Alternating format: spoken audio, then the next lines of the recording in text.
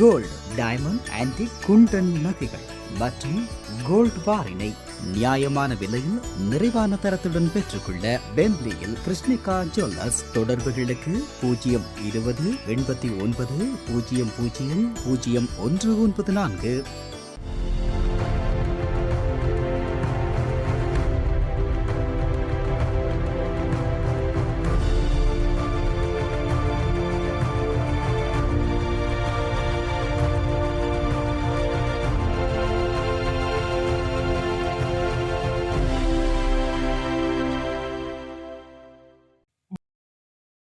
வணக்கம்.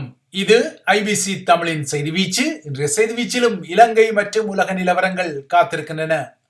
மரணம் ஒருவரை புனிதராக்கி விடாது என்ற அடிப்படையிலான சமூக வலைத்தள விமர்சனங்கள் ஒருபுறமாகவும், அதேபோல தமிழர்களின் தேசிய அரசியல் பரப்பின் மூத்த அரசியல் தலைமகன், நவீனகால பிதாமகன் என்ற விழிப்புகள் மறுபுறமாகவும் உலாவர, திருமலையில் இரா சம்பந்தன் என்ற நொனாஜெனரேனிய தமிழ் அரசியல்வாதியின் உடல் தீயுடன் இன்று கலக்கின்றது. இரா சம்பந்தனுக்குரிய இறுதி நிகழ்வுகள் ஸ்ரீலங்கா அரசாங்கம் வழங்கிய ஸ்டேட் பெட்ரோனாஷ் எனப்படும் அரச அனுசரணையுடன் நடைபெறுகிறது. இந்த நிகழ்வில் ஸ்ரீலங்காவின் முதன்மை தலையாரி ரணில் விக்ரமசிங்க உட்பட்ட ஆளுங்கட்சி முகங்களும், நாமல் ராஜபக்ஷ போன்ற எதிர்கட்சி முகங்களும் பங்கேற்கின்றன. இவர்களுக்கு அப்பால், வாக்கு நிர்ணயிக்கு அப்பால் உள்ள இந்திய பெரியனர் வீட்டிலிருந்தும் தமிழக பாஜக தலைவர் அண்ணாமலை போன்ற சில முகங்களும் டெல்லியின் சார்பாகவும் சென்னையின் சார்பாகவும் இந்த நிகழ்வில் பங்கெடுக்கின்றன.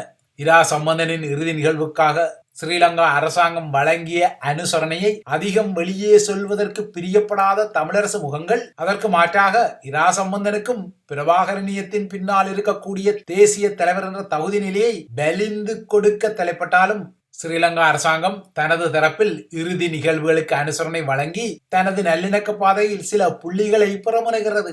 இரா சம்பந்தனின் இறுதி நிகழ்வை மையப்படுத்தி கொழும்பு அதிகார மையம் வெளிநாடுகளுக்கு வெளிப்படுத்தக்கூடிய இந்த காட்சிப்படுத்தலின் அடிப்படையில் இலங்கையில் உள்ள அனைத்து கட்சி தலைவர்கள், பதவியில் இருந்த அனைத்து முதன்மை தலையாரிகள் மற்றும் இரண்டாம் தலையாரிகளான பிரதமர்கள் ஆகியோரின் மதிப்பை பெற்ற தலைவராக இரா சம்பந்தன் இருந்ததாக விடாது கருப்பு மகிந்த முதல் அரசியல் நரியார் ரணிலார் வரையான தலைகளின் இரங்கல் செய்திகள் புலப்படுத்தியுள்ளன. இரா சம்பந்தனின் உடலப்பிழையை கொழும்பிலிருந்து யாழ்ப்பாணத்துக்கும், யாழ்ப்பாணத்திலிருந்து திருமலைக்கும் கொண்டு செல்வதற்கு தமது ஹார்பின் Y-12 ரக விமானத்தில் சில மாற்றங்களை செய்தது முதல், அவரது உடலப்பிழையை பலாலி மற்றும் சீனன்குடா படைத்தளங்களில் காவி சென்றது வரை ஸ்ரீலங்கா வான்படையினர் முக்கிய பங்கை வழங்கியுள்ளனர். குறிப்பாக இரா சம்பந்தனின் உடலப்பிழையை காவி செல்வதற்காக விமானத்தில் இருந்த இருக்கைகள் தற்காலிகமாக அகற்றப்பட்டதாக விமானப்படை கூறுகிறது. ஆனால் இவ்வாறாக ஸ்ரீலங்கா அரசாங்கம் வழங்கிய இந்த ஸ்டேட் பெட்ரோனாஷ் அனுசரணையை பகிரங்கப்படுத்திக் கொள்வதற்கு தமிழரசு முகாமில் சிலருக்கு விருப்பமில்லை. ஏனென்றால் இவ்வாறான செய்திகளை பகிரங்கப்படுத்தினால் அது சம்பந்தனின் தலைமகன் பிதாமகன் என்ற நிலையை உரசிக்கொள்ளும் என்பதால் அவர்கள் இந்த விடயத்தில் கமுக்கங்களை பேணிக்கொண்டார்கள். ஆனால் ஸ்ரீலங்கா வான்படையோ தாம் செய்த நல்லிணக்கத்தை கமுக்கமாக வைத்திருக்க தயாராக இல்லை. இதனால் இரா சம்பந்தனின் உடலப்பிழை பலாலியிலும் சீனன்குடாவிலும் தமது வான்படையினரால் காவி செல்லப்பட்டதான விழிப்புடன் அதற்குரிய நிழல் படங்கள் வெளியிடப்பட்டுள்ளன. இது இவ்வாறு இரா சம்பந்தனின் பௌதிக உடல் தீயுடன் சங்கமிக்கும் நகர்வுடன் தமிழ் தேசிய அரசியலின் முக்கிய அடையாள முகம் ஒன்றின் பிரசன்னம் இல்லை என்பதால் இனி தமிழரசு மற்றும் தமிழ் தேசிய கூட்டமைப்பின் தலைமை பொறுப்புக்கான இழுபறிகளும் போட்டிகளும் தொடரத்தான் செய்யும். அந்த வகையில் தமிழ் தேசிய கூட்டமைப்பின் நாடாளுமன்ற குழு தலைமை பொறுப்பை எடுக்க சுமந்திரனுக்கும் செல்வம் அடைக்கலநாதனுக்கும் இடையில் ஒரு போட்டி உருவாகியுள்ளதாக கூறப்படுகிறது. ஏனோ தெரியவில்லை, கட்சி சார்ந்த தமிழர்களின் அரசியல் தலைமைகளை பொறுத்தவரை அது எப்போதுமே தொழில்முறை சட்டவாளர்களுடன் அதிக பிணைப்பை கொண்டிருப்பதை அன்று முதல் இன்று வரை காண முடிகிறது. அன்று தந்தை செல்வா ஆகிய SAV செல்வநாயகம், ஜிஜி ஆகிய ஜிஜி பொன்னம்பலம், அமீர் ஆகிய அப்பாப்பிள்ளை அமிர்தலிங்கம், சிவசிதம்பரம், நீலன் திருச்செல்வம், இரா சம்பந்தன், குமார் பொன்னம்பலம், இப்போது கஜேந்திரகுமார் பொன்னம்பலம், சுஹாஸ், சுமந்திரன் என நீளும் இந்த சட்டவாளர் பட்டியலில் இப்போது இரா சம்பந்தனின் இடத்தை இப்போது இன்னொரு தொழில்முறை சட்டவாளர் பிடிக்க முனைகிறார். இதற்கிடையே தமிழர்களுக்கு சுதந்திர தமிழீழம் என்ற அடிப்படையில் தனிநாடு ஒன்று அமைக்கப்பட வேண்டும் என்ற வட்டுக்கோட்டை தீர்மானம் என்ற ஆணையின் அடிப்படையில் இரா சம்பந்தன் தமிழர்களின் அரசியல் முன்னரங்குக்கு நகர்த்தப்பட்டாலும் அவர் தனிப்பட்ட ரீதியில் ஒருபோதும் தனிநாட்டு கோரிக்கையை ஏற்கவில்லை என அவருக்குரிய இரங்கல் செய்திகளில் ஸ்ரீலங்காவின் அரசியல் தலைகள் குறிப்பிட்டிருப்பதையும் இங்கு அவதானித்துக் கொள்ள வேண்டும். சுதந்திர தமிழீழம் என்ற கோட்பாட்டை இரா சம்பந்தன் ஆரம்பத்திலிருந்தே ஏற்றுக்கொள்ளாததால் தான் 1976 ஆண்டில் வட்டுக்கோட்டை தீர்மானம் நிறைவேற்றப்பட்ட போது அந்த மாநாட்டில் பங்கேற்றுக் கொள்வதை இரா சம்பந்தன் வேண்டுமென்றே தவிர்த்து விட்டதாக இன்று ஸ்ரீலங்காவின் முன்னணி ஆங்கில பத்திரிகை ஒன்று செய்தியையும் வெளியிட்டுள்ளது. இவ்வாறான செய்திகள், கனப்படுத்தல்கள் மற்றும் கனவீனப்படுத்தல்களின் பின்னணியில் இரா சம்பந்தன் தீயுடன் சங்கமிக்கிறார். ஆனால் வடக்கை பொறுத்தவரை இரா சம்பந்தன் குறித்த இறுதி நிகழ்வு செய்திகளை மேவி சாவகச்சேரி ஆதார வைத்தியசாலையை மையப்படுத்தி கிளம்பிய வடக்கின் மருத்துவ மாபியா குறித்த பரபரப்புகள் தொடர்ந்து முலாவர தலைப்படுகின்றன. இந்த மருத்துவ முறைகேடுகளை பகிரங்கப்படுத்திய சாவகச்சேரி ஆதார வைத்தியசாலையின் மருத்துவ முகமான ராமநாதன் அர்ச்சுனாவை இடமாற்ற கோரி அரச வைத்திய அதிகாரிகள் சங்க உறுப்பினர்கள் தொடர்ந்தும் பணிப்புறக்கணிப்பு போராட்டத்தை செய்து வருகின்றார்கள். ஏற்கனவே மருத்துவர் அர்ச்சனா மீது அரச வைத்திய அதிகாரிகள் சங்க உறுப்பினர்கள் தாக்குதலை நடத்தியிருந்த நிலையில் அரச வைத்திய அதிகாரிகள் சங்க உறுப்பினர்கள் நடத்தும் போராட்டத்திற்கு எதிரான ஒரு மக்கள் போராட்டம் நாளை நடத்தப்படும் வகையில் புதிய அழைப்பு விடுக்கப்பட்டுள்ளது. வடக்கில் உள்ள அரச மருத்துவமனைகளின் முன்னேற்றத்திற்காக செயற்பட முனையும் மருத்துவருக்கு எதிராக முன்னெடுக்கப்படும் சதிகளை முறியடித்து சாவகச்சேரி வைத்தியசாலை பணிகளை வளமைக்கு திருப்பிக் கொள்ள சாவகச்சேரி பொது அமைப்புகள் பொதுமக்களுடன் இணைந்து இந்த போராட்டத்துக்கு அழைப்பு விடுத்துள்ளன. இந்த நிலையில் இந்த மருத்துவ முறைகேடுகளை அம்பலப்படுத்திய மருத்துவர் மீது தாக்குதல் நடத்தியவர்கள் மீது விசாரணைகள் மேற்கொள்ளப்படும் என வடமாகாண சபையின் சுகாதார பணிப்பாளர் அறிவித்தாலும் வடக்கின் மருத்துவ மாபியா குறித்து எழுந்த செய்திகள் தமிழர்களின் அரசியல் மற்றும் நிர்வாக கையறு நிலையை வெளிச்சப்படுத்திக் கொண்டுதான் உள்ளது. இவை இலங்கையை மையப்படுத்திய விடயங்கள். அடுத்து உலக நிலவரங்களை நோக்கிக் கொண்டால் பிரான்ஸ் நாளை காலை எப்படிப்பட்ட ஒரு அரசியல் முகத்தை கொண்டிருக்கக்கூடும்? இவ்வாறான ஒரு முக்கிய வினாவுக்கு பின்னால் பரபரப்பு மற்றும் பதற்றங்களுடன் பிரான்ஸ் பொது தேர்தலின் 2ஆம் சுற்று வாக்களிப்பு இடம்பெற்று வருகின்றது. பலத்த பாதுகாப்பு மற்றும் 30,000 காவல்துறையினரின் களமிறக்கத்துடன் இந்த இறுதி சுற்று வாக்களிப்பு இடம்பெற்று வருகின்றது.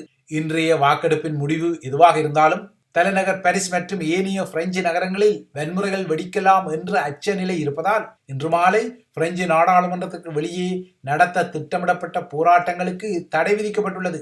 ஐரோப்பிய நாடாளுமன்ற தேர்தல்களில் அரசு தலைவர் இமானுவேல் மேக்ரனின் ஆளும் தரப்புக்கு ஏற்பட்ட தோல்வியை அடுத்து மேக்ரன் திடீரென நாடாளுமன்றத்தை கலைத்து பொது தேர்தலுக்கு உத்தரவிட்டதால் 1 மாத காலத்துக்குள் மீண்டும் பிரெஞ்சு மக்களும் பிரெஞ்சு குடியுரிமையை கொண்டவர்களும் வாக்களிப்பு நிலையங்களுக்கு செல்ல வேண்டிய நிலை எழுந்தது. கடந்த 2022 இடம்பெற்ற பொது தேர்தலில் ஏற்கனவே மேக்ரன் தரப்புக்கு அறுதி பெரும்பான்மை இழக்கப்பட்ட நிலையில் இன்றைய வாக்களிப்பில் தீவிர வலதுசாரி தேசிய பேரணி அதிக வலுப்பெறும் என்ற ஊகங்களும் கணிப்புகளும் பலமாக உள்ளதால் நாளை காலை பிரான்சில் உருவாகக்கூடிய புதிய அரசியல் கள நிலவரத்தை அரசு தலைவர் மேக்ரன் எவ்வாறு கையாள்வார் என்பதும் இந்த அபாயகரமான பச்சைமண் சுட்டமண் அரசியல் கூட்டு வாழ்வை அவர் எவ்வாறு சமாளித்துக் கொள்ள முடியும் என்பதும் இப்போது முக்கியமான ஐயங்களாகின்றன. இந்த அபாயகரமான முயற்சியில் மேக்ரன் தனது வீழ்ச்சியை விரைவுபடுத்துவார் என்ற எதிர்வு கூறல்களும் உள்ளன. எனினும் 2027 ஆண்டு வரை அரசு தலைவர் பொறுப்பில் தான் இருப்பேன் என மேக்ரன் உறுதி கூறினாலும் பலர் அந்த உறுதிமொழியை நம்பிக்கொள்ளவில்லை. இன்றைய தேர்தலில் மரீன் லூபனின் தீவிர வலதுசாரிகள் ஒருவேளை ஆட்சியை பிடித்தால் மேக்ரன் தனக்குரிய எஞ்சிய 3 ஆண்டுகால பதவியில் நீடித்துக் கொள்ள மாட்டார் என்ற ஊகங்கள் பலமாக உள்ளன. இன்று இடம்பெற்று வரும் வாக்களிப்பு ஊடாக தீவிர வலதுசாரிகள் ஒரு வரலாற்று வெற்றியை எதிர்பார்த்துக் கொள்வதால் இது பிரான்சின் வரலாற்றில் ஒரு முக்கிய தேர்தலாக பதிவாகின்றது. ஆனால் அறுதி பெரும்பான்மையை பெறுவதற்கு வாஞ்சப்படும் தீவிர வலதுசாரிகளுக்கும் கடுமையான அரசியல் முட்டுக்கட்டைகள் நிச்சயமாகவே உள்ளன. ஏனெனில் கடந்த ஞாயிற்றுக்கிழமை இடம்பெற்ற முதல் சுற்று தேர்தல் முடிவுகளுக்கு பின்னர் தீவிர வலதுசாரி வேட்பாளர்களை தோற்கடித்துக் கொள்வதற்கான சிறந்த வாய்ப்புகளை ஏனைய கட்சிகள் உருவாக்கி கொண்டன. இதன் அடிப்படையில் நூற்றுக்கணக்கான வேட்பாளர்கள் 2ஆம் சுற்று போட்டியில் இருந்து விலகி இருந்தனர். அந்த பின்னணியில் தான் இன்று காலை 8 மணிக்கு ஆரம்பித்த வாக்குப்பதிவு இரவு 8 மணிக்கு முடிவடைந்தவுடன் கருத்து கணிப்புகள் வெளியிடப்பட்டு எதிர்வரும் அரசாங்கம் எவ்வாறு அமையக்கூடும் என்ற கணிப்புகள் வெளிவரும். குறிப்பாக தீவிர வலதுசாரிகள் பிரான்சின் 5ஆம் குடியரசில் முதன்முறையாக ஆட்சி அதிகாரத்தை கைப்பற்றிக் கொள்வார்களா இல்லையா என்ற முடிவு தெரியவரும். ஒருவேளை அவர்கள் அதிகாரத்தை நெருங்கினால், இல்லையென்றால் அதிகாரத்தை பிடித்தால் பிரான்சில் எதிர்வரும் நாட்களில் அரசியல் பதற்றம் அதிகரிக்கலாம். இது எதிர்வரும் 26ஆம் தேதி பாரிஸ் நகரில் ஆரம்பிக்க உள்ள ஒலிம்பிக் போட்டிகளுக்கு புதிய சிக்கல்களை ஏற்படுத்தக்கூடும். பிரான்ஸ் நிலவரங்கள் இவ்வாறு இருக்க, அயல்நாடான பிரித்தானியாவில் Rwanda deportation scheme is death and buried என்ற நிலைப்பாடு வந்துவிட்டது. அதன் அடிப்படையில் புதிய தொழிற்கட்சி அரசாங்கம் முந்தைய அரசாங்கத்தின் ருவாண்டா நாடுகடத்தல் திட்டத்தை இல்லாது செய்துள்ளது. பிரித்தானியாவில் அதிகரித்து வரும் சட்டவிரோத குடியேற்றத்தை கையாள்வதற்காகவும் ஆங்கில கால்வாயை கடந்து சிறிய படகுகளில் பிரித்தானியாவுக்குள் நுழையும் சட்டவிரோத குடியேறிகளின் தொகை அதிகரித்து வருவதை தடுப்பதற்காகவும் ரிஷி சுனாக் அரசாங்கம் இந்த ருவாண்டா நாடுகடத்தல் திட்டத்தை கொண்டு வந்தது.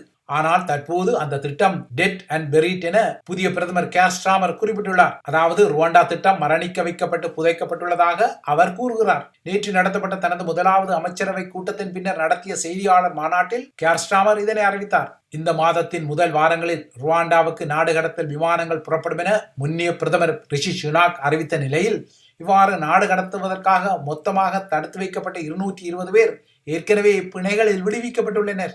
எனினும் புதிய அரசாங்கமும் சட்டவிரோத குடியேற்றத்தை தடுப்பதை தனது ஆட்சியின் முக்கிய முன்னுரிமைகளில் ஒன்றாக கொண்டிருப்பதால் கேர் ஸ்டார்மர் அரசாங்கத்தின் திட்டங்கள் இனிமேல் தான் பகிரங்கத்துக்கு வரக்கூடும். எனினும் தற்போதைய நிலையில் முன்னே அரசாங்கத்தின் ருவாண்டா திட்டம் இறந்துவிட்டது என்பதுதான் யதார்த்தமாகும். இவைதான் ஐபிசி தமிழின் செய்தி வீச்சு. தொடர்ந்தும் ஐபிசி தமிழுடன் இணைந்திருங்கள்.